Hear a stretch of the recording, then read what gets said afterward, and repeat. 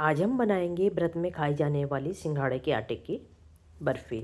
एकदम सॉफ्ट और नरम मुलायम, मुंह में रखते ही घुल जाने वाली।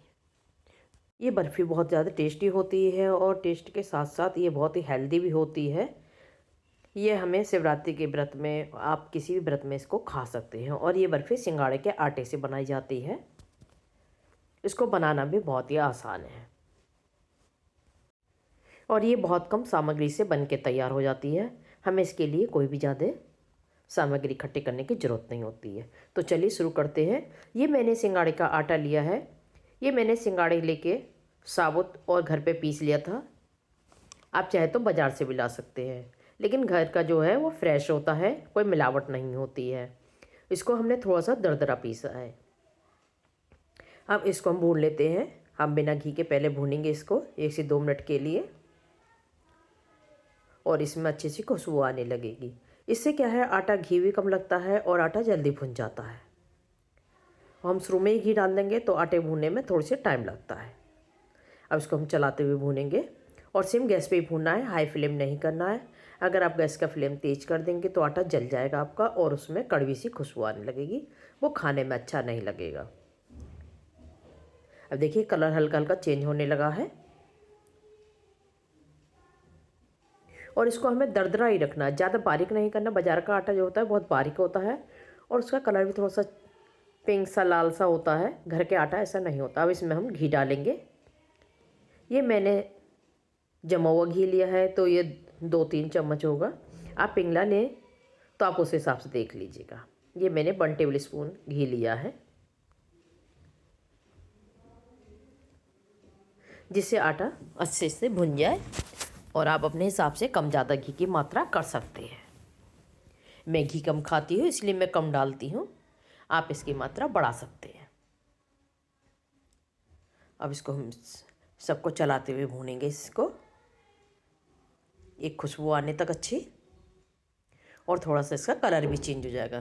क्योंकि घर का पिसा हुआ आटा जो है एकदम सफ़ेद होता है सिंगाड़े का, और बाज़ार का जो है वो लाल सा होता है। अब आटा हमारा देखिए भुनने लगा है और इसमें अच्छी सी खुशबू आने लगी है और घी भी हमारे हिसाब से ये पर्याप्त है। अच्छा, आपको मेरी रेसिपी पसंद आती है तो वीडियो को लाइक कीजिएगा, शेयर कीजिए ज़्यादा से ज़्यादा अपने फ्रेंडों पे, अपने दोस्तों पे, अपने घर वालों के, और कमेंट कीजिए और लाइक कीजिए। सब्सक्राइब करना आपके अपने ऊपर है, आपका मन करता है तो सब्सक्राइब कीजिएगा, नहीं करता है तो नहीं कीजिए। कोई किसी से ज़बरदस्ती नहीं होती है सब्सक्राइब करने के लिए, आप अपनी इच्छा से कर सकते हैं अगर आपको मेरी रेसिपी पसंद आती है तो। आटा हमारा भुन गया है, हम आगे की तैयारी करते हैं। ये मैंने बादाम लिए हैं और इसको बारीक बारीक चॉप कर लिया है। ये 2 टेबल स्पून होंगे। इनको बारीक बारीक काटना है, हमें मोटा नहीं रखना है। और इसको भी कलर चेंज होने तक हम इसको थोड़ा सा क्रिस्पी करना है। ये बादाम जब मुंह में आते हैं ना तो बर्फ़ी में बहुत अच्छे लगते हैं और बर्फ़ी बहुत ही अच्छी खाने में लगती है, बहुत ही टेस्टी, लाजवाब। वैसे आप डालने को कोई भी ड्राई फ्रूट्स डाल सकते हैं जो भी आपको पसंद है, लेकिन मैं ज़्यादा नहीं डाल रही हूँ। मैं सिर्फ बादाम और आटे से बना रही हूँ। हमारे बादाम भी भुन गए हैं, अब इनको निकाल लेते हैं हम। इसी कढ़ाई में हम आगे की तैयारी करते हैं। ये मैं पानी ले रही हूँ, ये हॉट वाटर है। ये मैं 3 बाउल लेंगी। जितना मैंने आटा लिया है उतना ही मुझे उसका 3 गुना पानी चाहिए। और जितना आटा लेना है आपको उतनी ही आपको चीनी चाहिए। चीनी मैंने डाल दी थी, मैं दिखाना भूल गई हूँ। थोड़ी सी मैं 2-3 चम्मच आपको दिखा देती हूँ डालते हुए।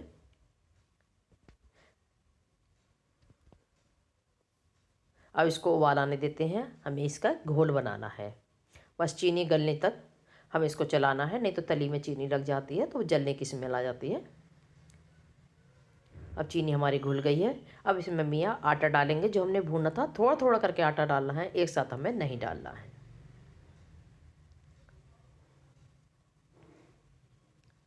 अच्छा, ध्यान रखिएगा इसमें लम्स नहीं बन पाए, नहीं तो इसमें क्या होता है डेली बहुत जल्दी बन जाती हैं। तो इसको आराम से घोल बनाइएगा इसका। अच्छा, घर के आटे में थोड़ी सी चिपकन ज़्यादा होती है, बाज़ार के में कम होती है।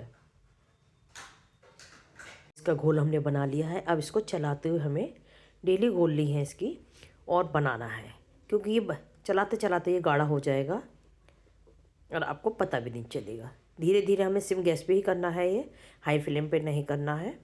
अगर हाई फ्लेम पे करेंगे तो बहुत जल्दी जमने के लिए तैयार हो जाएगा।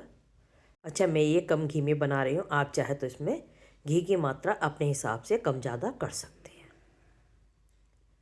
अब इसको चलाते हुए हमें घोल बनाना है, इसका पकाना है।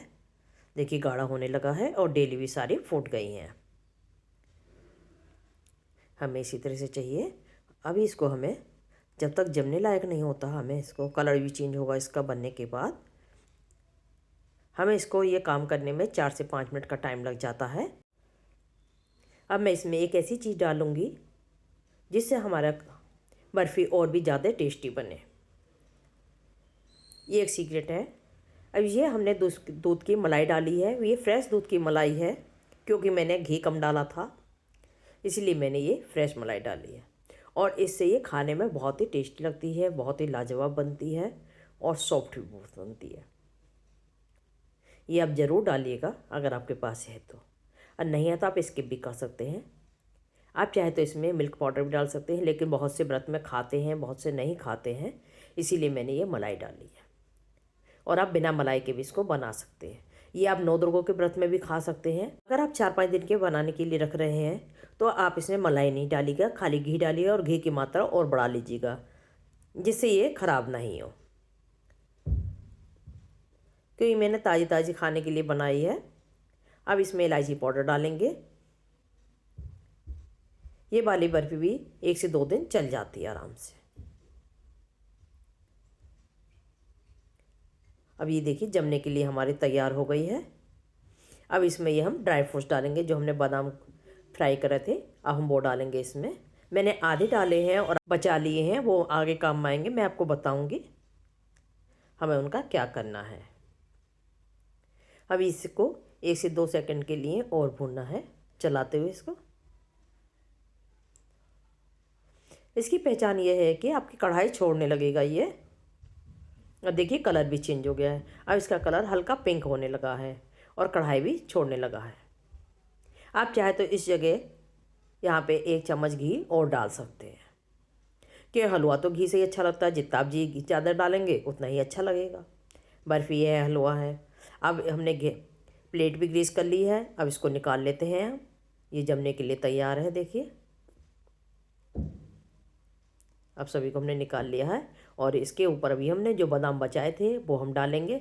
आधे हमने नीचे बिछाए हैं, आधे ऊपर।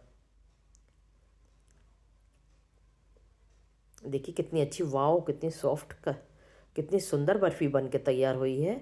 बनाइए, खाइए। अब इसको ठंडी होने के बाद हम काटेंगे। गरम गरम नहीं काटेगा, ठंडी होने के बाद ही काटेगा। अगर गरम काटेंगे तो ये सही से कटेगी नहीं और चाकू आपका चिपक जाएगा, क्योंकि सिंगाड़े का आटा थोड़ा सा चिपचिपा सा होता है। पीस आप अपने मन अनुसार छोटे बड़े कर सकते हैं, कोई भी शेप दे सकते हैं आप इसको। देखिए कितनी अच्छी, मैं आपको दिखाऊं कितनी अच्छी बर्फ़ी बनी है, वाव, और कितनी सॉफ्ट है। अगर आपको मेरी रेसिपी पसंद आती है तो वीडियो को लाइक कीजिए, अपने दोस्तों को, अपने फ्रेंडों को शेयर कीजिए, बनाइए, खाइए और हम बताइए। आपका धन्यवाद।